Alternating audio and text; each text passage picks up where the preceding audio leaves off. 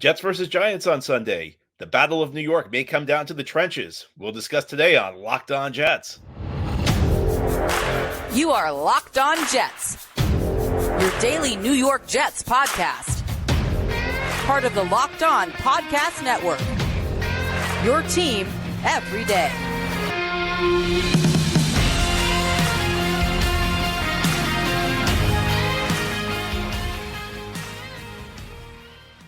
Episode of Crossover Thursday is brought to you by Prize Picks.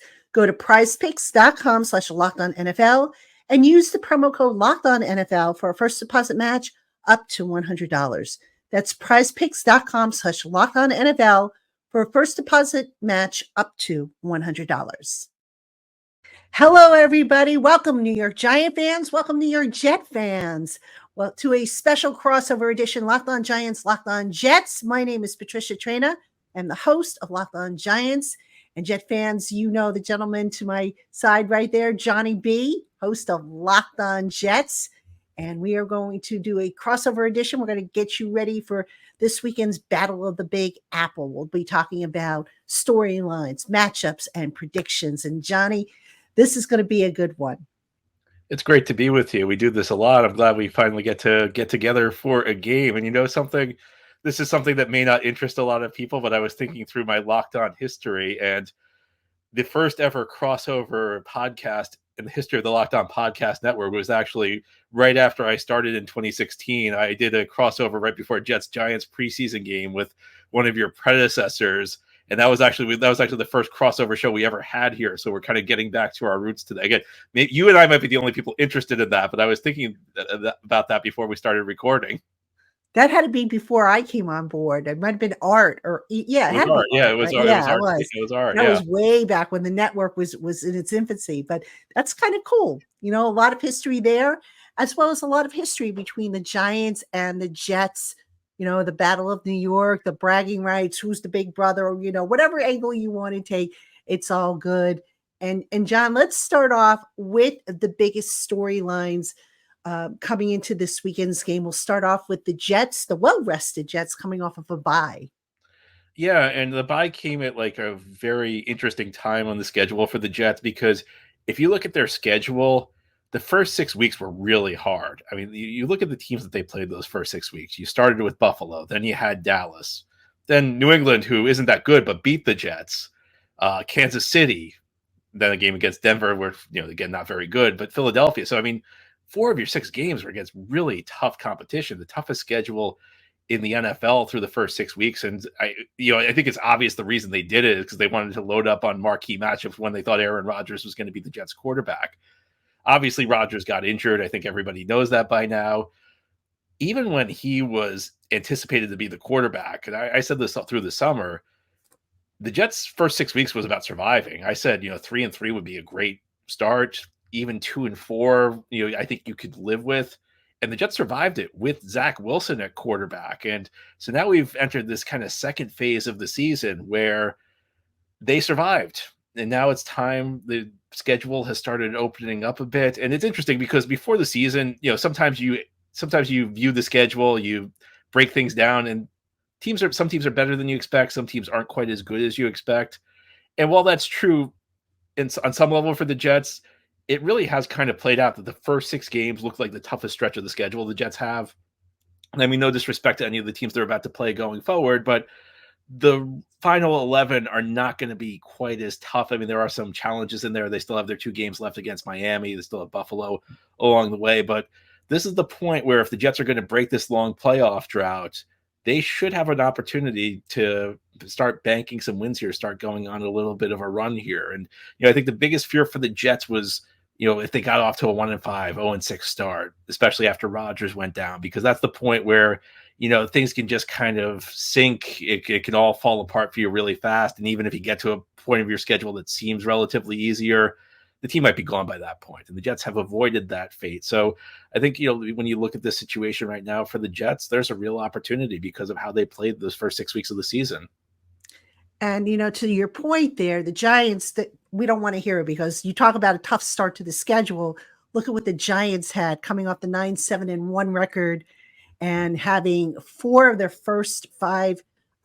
total 5 primetime games within the first 6 weeks of the season, including a Thursday night game at San Francisco, back-to-back, games out on the West Coast. Very difficult start to the schedule. So we know a little bit about something here in the land of the Giants. But, for the New York Giants, a very weird type of year, a lot of injuries right now. We still don't know as we record this whether Daniel Jones is going to be able to return. I'm not getting a warm and fuzzy feeling that he's going to be back for this game. The Giants are supposedly getting some reinforcements back on their offensive line, which has certainly been a topic of conversation. It won't be Matt Peart, who's one of the backup tackles. He was placed on IR on Tuesday. I'm not sure if Andrew Thomas will be ready, although I think Andrew Thomas, the left tackle, will start to practice this week. This would have been a great week for Andrew Thomas to come back, especially against that Jets defense up front, which is very ferocious. But it's possible that the Giants get Evan Neal back, their right tackle, who's been dealing with an ankle injury. Now, to Giant fans, that's not a whole lot of consolation. I think if you were to ask everybody which offensive tackle do you want back, Andrew Thomas or Evan Neal, I think everybody would say Andrew Thomas. But the injury bug just absolutely merciless against the New York Giants. And, just going back to my point about Daniel Jones, the offense has looked pretty good being run by Tyrod Taylor. Tyrod Taylor a little bit more slippery, if you will, in the pocket, able to avoid some trouble that maybe Daniel Jones would get caught up with. Tyrod Taylor, faster decisions.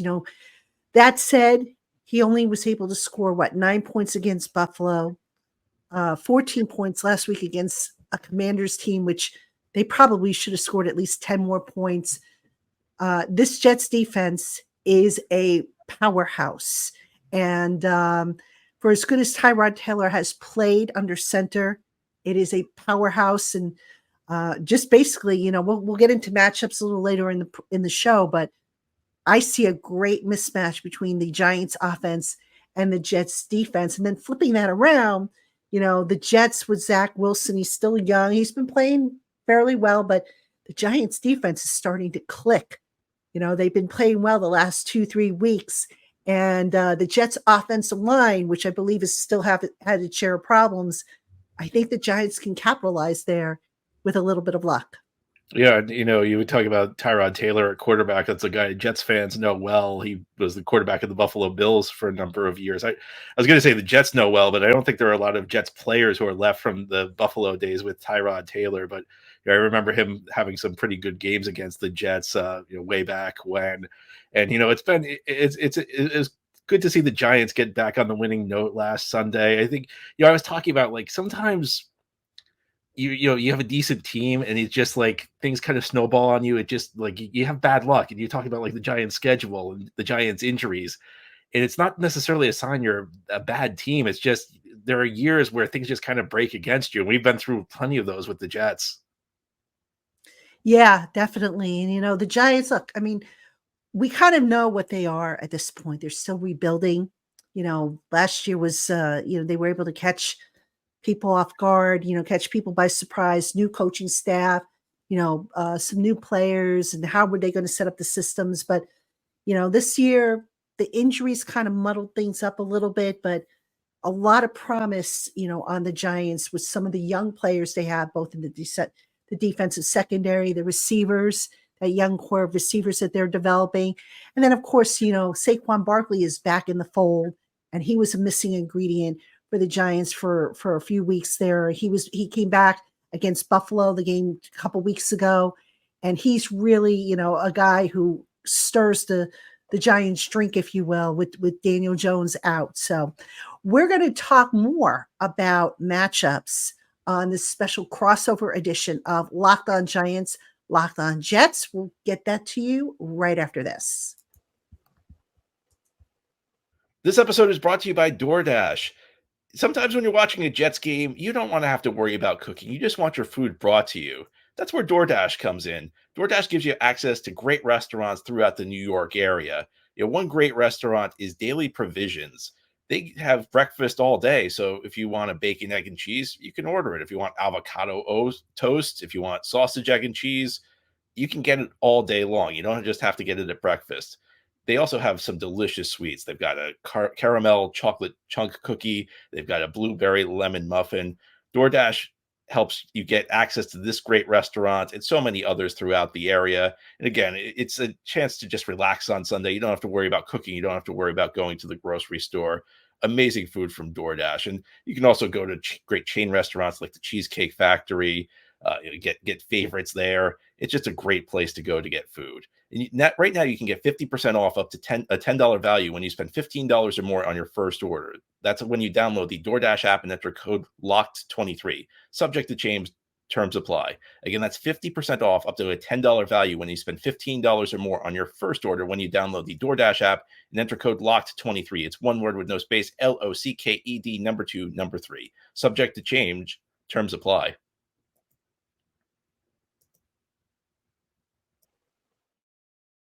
All right, everybody, welcome back to the special crossover edition, Locked On Giants, Locked On Jets. My name is Patricia Traina. I am the host of Locked On Giants.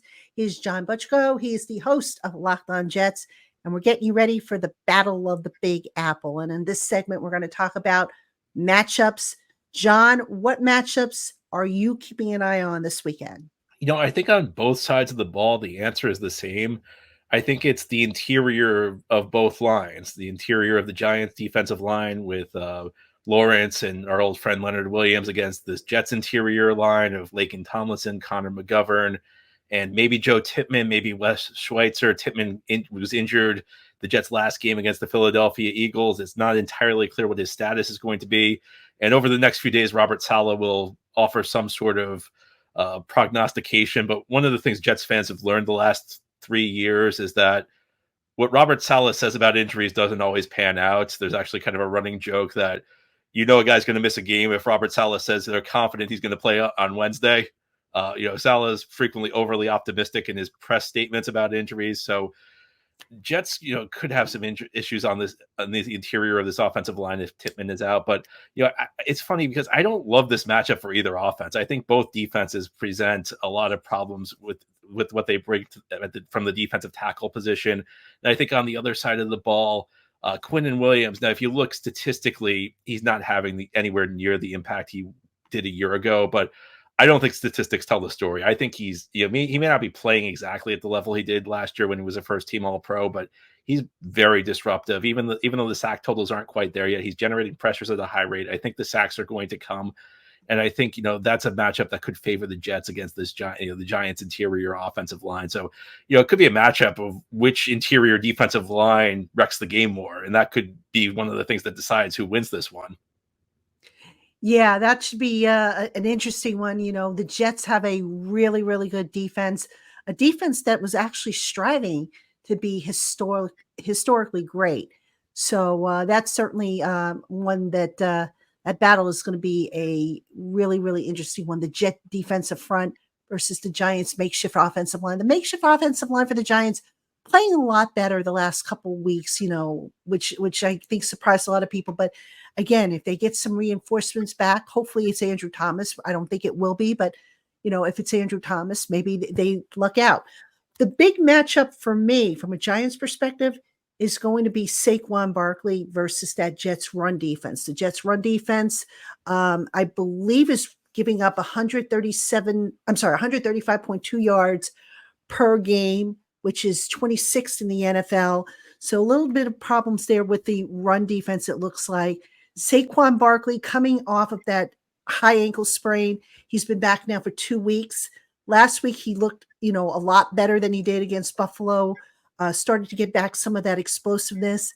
I think Saquon Barkley, and I said it in the previous segment, he's going to be the straw that stirs the Giants' strength there. How he goes will be how the Giants' offense goes, and the Jets, they have a really good pass defense, so I think they should match up well against those young receivers. Jalen Hyatt, who's seeing more opportunities now, Wan'Dale Robinson, who's their yards after the catch specialist, and then Darius Slayton, who's one of their deep threats. And then let's not forget Darren Waller, tight end Darren Waller, who can shoot up the seam and create headaches and maybe draw a little party around him, which opens things up for guys on the outside. But for me, the big guy is going to be Saquon Barkley. And I would fully expect he's going to touch the rock a lot in this game. If you want to talk about my favorite matchup of the game, I think the ones that we've mentioned are probably maybe more integral in deciding who wins the game. But I think the most interesting matchup for me is Darren Waller versus Quincy Williams, who's Quinnen Williams' older brother, who the Jets claimed him off waivers 2 years ago from Jacksonville, and he earned a starting job. He was okay, but this year he's had a breakout season. This year he's playing at a Pro Bowl level. He's been outstanding in coverage. I think that's just going to be a great matchup. I think another thing to watch again on the injury report is in week 6 against Philadelphia, the Jets were without both starting corners, Sauce Gardner and DJ Reed, who were both in the concussion protocol. So we'll need to keep our eyes on that. As of the early stages of this week, neither had been cleared from the protocol. So, there's going to be a lot that's going to come out in the injury report this week that could end up, you mentioned some of the Giants offensive linemen. It's kind of difficult to prognosticate this game in the sense because we don't know exactly which Jets team and which Giants teams are going to be on the field on Sunday. Yeah, that's a good point. And, we'll find out obviously Friday. Brian, you mentioned how Robert Saleh doesn't, quite give you accurate information about injuries. We go through the same thing with Brian Dable. He's always optimistic. He'll say somebody is day to day when in fact they're week to week. But before I forget, I've got to say thank you to the Jets for knocking off the Eagles, because you know that the Eagles is one of the Giants' biggest, opponents. They're in the same division, obviously, and they have just absolutely had the Giants' numbers. So when the Jets beat the Eagles, I think a lot of Giant fans were rooting for the Jets. So we owe you a big thank you. You say the Eagles have the Giants number? That was the first time the Jets have ever beaten the Eagles in a regular season game. That was actually every 4 years you'd hear about it. You'd hear, the Jets have never beaten the Eagles. So now we never have to hear about that again. So I'm happy about that. Yeah, I'd like to start seeing the Giants beat the Eagles. I don't think it's going to happen much this year, but when the Giants can start getting, the Eagles on the ropes the way they have with the Commanders, then I would be happy. And that same holds true for Dallas too, who I believe the Jets also saw or will see at some point on their schedule. So NFC East versus the AFC East this year, which is why we're seeing each other. We don't get to see each other very often. But John, let me ask you something, getting back to matchups for a minute here.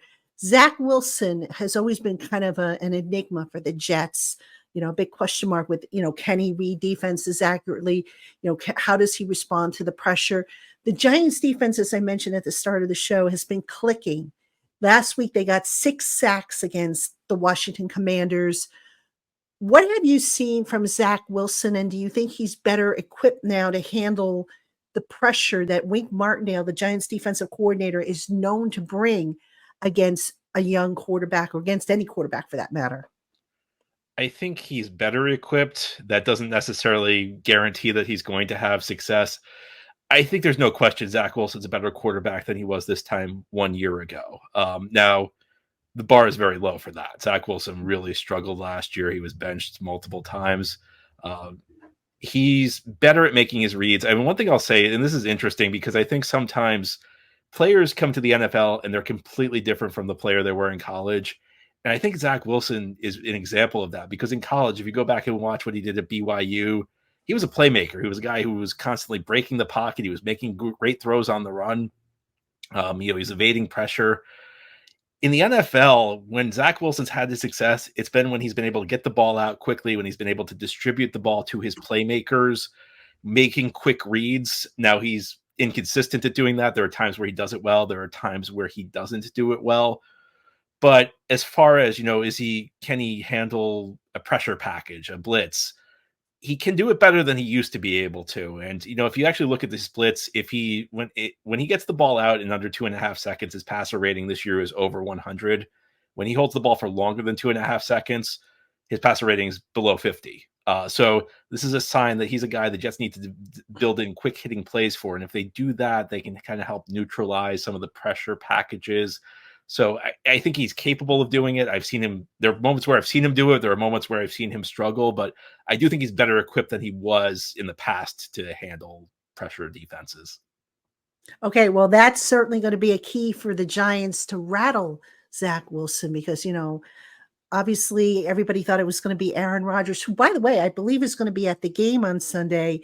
I guess he's been hanging around, coaching up Zach Wilson, coaching up his teammates. But Aaron Rodgers and Zach Wilson, two totally different quarterbacks, two totally different career paths. It's not to say that, Zach Wilson can't eventually be decent, but, so far kind of a rocky start to his career, as evidenced by the fact that they did go out and felt that they had to bring in an Aaron Rodgers to lead the offense as the missing ingredient. So, all right, coming up next, we're going to give our predictions and some final thoughts on the Battle of the Big Apple between the New York Jets, who visit, and I put that in quotes, the New York Giants. So don't go anywhere, folks. We'll be right back. Hey, football fans, snap into NFL action with FanDuel, America's #1 sportsbook. Right now, new customers can bet $5 and get $200 in bonus bets guaranteed. This week, the New York Jets are a 3-point favorite coming off a Week 7 bye against a pumped-up Giants team that's coming up a 14-7 win over the Washington Commanders. Can the Giants beat the spread for a third week in a row? That's just one of the many bets that you can make on FanDuel's super easy app that allows you to bet on everything from the spread to player props and more. Visit FanDuel.com/lockedon and get started. FanDuel, official partner of the NFL. Hey, football fans, you never know when an unexpected illness is going to strike. You could be away from home on vacation or get caught in the middle of a severe weather alert and not have immediate access to the treatment that you need. So wouldn't it be nice to know that you have an emergency kit stocked with medication that treats the most common and potentially harmful bacterial infections? Well, now you can with your very own personalized Jase case. The Jase case is a personalized emergency medication kit that contains 5 essential antibiotics that treat a number of common bacterial infections. You can also customize your Jase case by adding other medications based on your needs. To get yours, just head to jasemedical.com, complete an intake form, and if warranted, jump on a call with one of their board-certified physicians to further discuss your specific needs. Once approved, Jase handles everything from issuing the prescriptions to having the medication shipped straight to your door. And right now, you can save $20 off your Jase case with the promo code LOCKEDON. Visit jasemedical.com. That's JASE medical.com to get started. And don't forget the Locked On promo code to save $20 off your Jase case. All right, everybody, welcome back to Crossover Thursday, crossover edition between Locked On Giants and Locked On Jets. I'm Patricia Traina, Locked On Giants. He is John Butchko of Locked On Jets. And John, it is prediction time. Is it going to be Giants Stadium on Sunday, or is it going to be Jet Life Stadium? You mentioned it a little bit earlier. The Jets are technically the road team in this game. And I feel like this is the one matchup where you want to be the road team because it's not really a road game. You're playing in your home stadium, and it's not really a home game if you're the home team. So it's almost like it's like a bonus home, half a home game maybe, because I know when the Jets are the home team, there's always a lot of Giants fans in the stadium, and I'm sure there'll be a number of Jets fans in the stadium this coming Sunday. I think this is going to be a tight game. I think this is going to be a low-scoring game. I think both teams, the defense is ahead of the offense right now. I look at this Jets team this year. I remember saying this 2 weeks ago when we did the preview show with the hosts of Locked On Eagles. This is a Jets team that's very much played to the level of its competition this year. They played really well in games against Buffalo. They played really well in the win against the Eagles. Even the game they lost to Kansas City, they played a really solid game after the first quarter. They had a disaster first quarter where they fell behind 17, and then were pretty much the better team the last 45 minutes of that game. On the other hand, they've lost to New England, and while they beat Denver, that game was closer than it should have been. Giants are an interesting team because I don't think they're at the top of the league the way like Philly or Kansas City are. I don't feel like they're at the level of Denver or New England, though. So the Giants are maybe a little bit more middle of the pack, probably closer to where the Jets are. I think, I don't think there's going to be a lot of offense in this game, which means it's going to come down to maybe a play here, a play there. I think, it's a field goal kind of game. And in a game like this, I'm going to pick the Jets. I think it's going to be really low scoring. Maybe I'm going too low when I'm saying it's maybe like a 13-10 kind of game. Maybe I'm not giving the offenses enough credit. I think the difference, though, is that the Jets have been excellent on special teams this year. If you look at by some metrics, they've been the number one special teams unit in the league. DVOA says that they've been. Greg Zuerlein has only missed one field goal attempt. They're in the top. They're in the top half of the top 5 or 6 in terms of punt coverage. The return game's been good for them, and I feel like in a game like this, a low scoring game where a lot of it's going to come down to field position. A lot of it may come down to a kick here. I feel like that might be enough to push the Jets over the edge, but I could go either way on this one. I think I'll lean with the Jets, but it might just be my bias speaking there. Well, I don't think you have to worry too much about the Giants' special teams because they haven't been consistent. And last week, woof, that's all I can say about it. The Giants losing to Eric Gray, their punt returner, really wasn't, a threat. They tried Sterling Shepard back there. He didn't, he had a muff. The Giants don't have a punt returner that, we can say can flip the field for them. So special teams has been kind of a thorn in the Giants' side. Not totally, but for the most part, when it comes to winning the battle of the field position, that's been a big issue. For me, I'm going to actually say the Giants win this one. I think the momentum is on their side. They're feeling pretty good about the win over Washington. The defense, as I mentioned, has been clicking and playing really strong. I think that matchup between the defensive front versus that Jets offensive line, which is banged up, could be a problem. I do think it's going to be a low-scoring game, but I'm going to go Giants 17, Jets 13. I think it's going to be a one-score game. Zach Wilson, if they get to him, as you mentioned, he can be pressed into making some mistakes, and the Giants have just capitalized on that. So, both teams obviously with the offensive line questions, but the Giants have been settling down a little bit more at the offensive line to where I think they're going to be okay. And, again, as we record this, I don't know for sure if Daniel Jones is playing. I don't think he is. But I think regardless of who's at quarterback, if they get Saquon running and moving the chains and the Giants' defensive front can get to Zach Wilson and rattle him, I think there will be some plays to be made. And at the end of the day, that stadium will be lit up as Giant Stadium instead of Jet Life Stadium, which, by the way, I don't think that sat well with the Giants locker room when they heard about that. But just another piece of bulletin board material, I guess, for a game between two teams that see each other once every 4 years. So, do you think that they're going to light up the Empire State Building also in the colors of the winning team? I know they've done that a couple times in the past. They could. They absolutely could. It wouldn't shock me. I mean, last year, I think when the Eagles won, they lit it up in Kelly Green, which, irked a lot of Giant fans. And, I almost forgot the most important thing.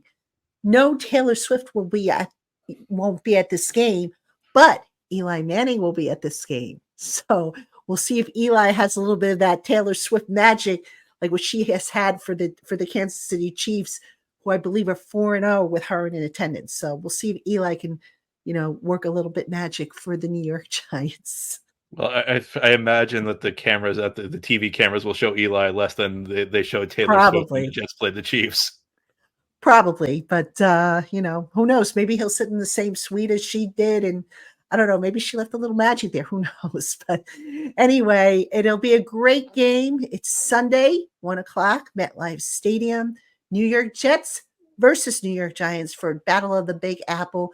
Make sure you keep it here on Locked On Giants and Locked On Jets. We'll have plenty of coverage leading up to the game and after the game.